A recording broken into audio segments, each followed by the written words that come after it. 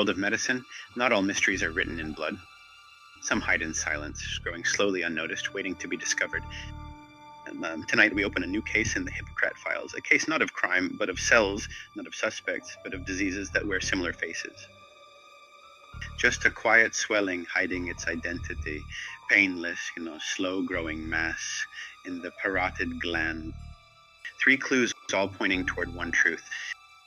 6 entities stand before us, each with motive, each with evidence, each capable of deception, but only one is the truth. I don't hide quietly. I creep along the nerves. My victims feel pain before they see me.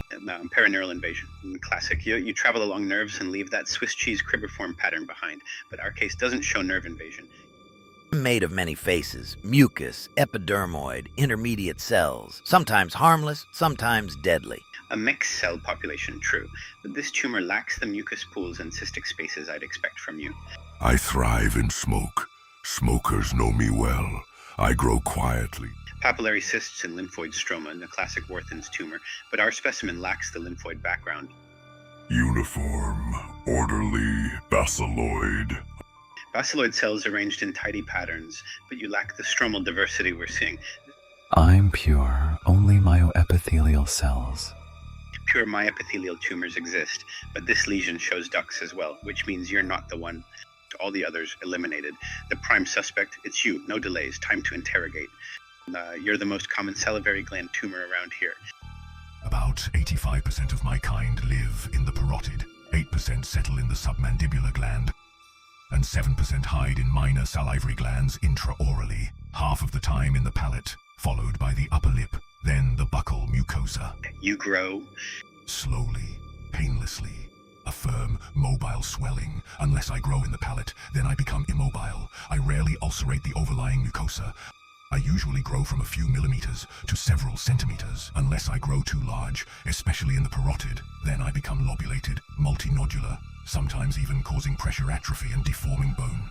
We're usually found below the ear, posterior to the mandible, in the inferior tail of the parotid, in the superficial lobe, 90% of the time, below the angle of the mandible, anterior to the sternocleidomastoid muscle.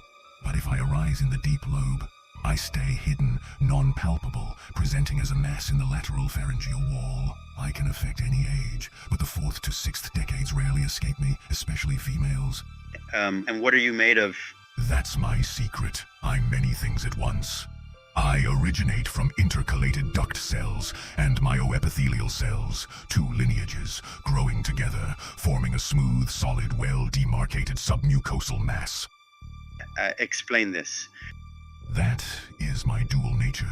I contain epithelial and stromal components. My epithelial cells form ducts, tubules, ribbons, cords, even solid sheets.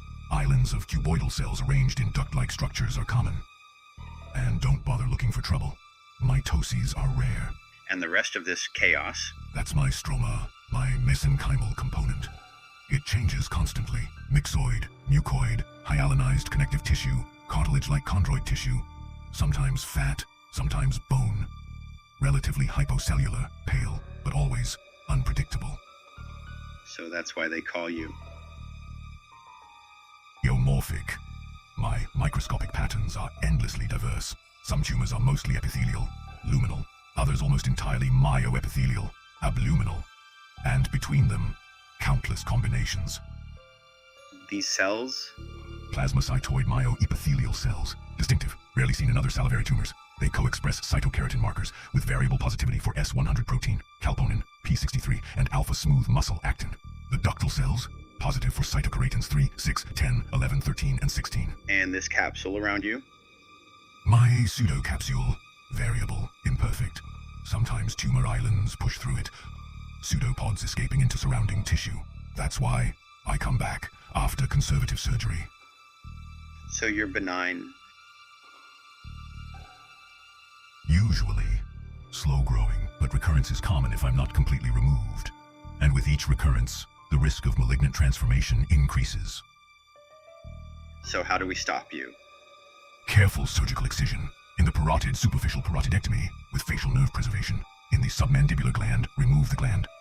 In minor glands, wide local excision, sometimes including bone. And detective, radiotherapy won't help. I'm radioresistant. And if you turn malignant? You'll know.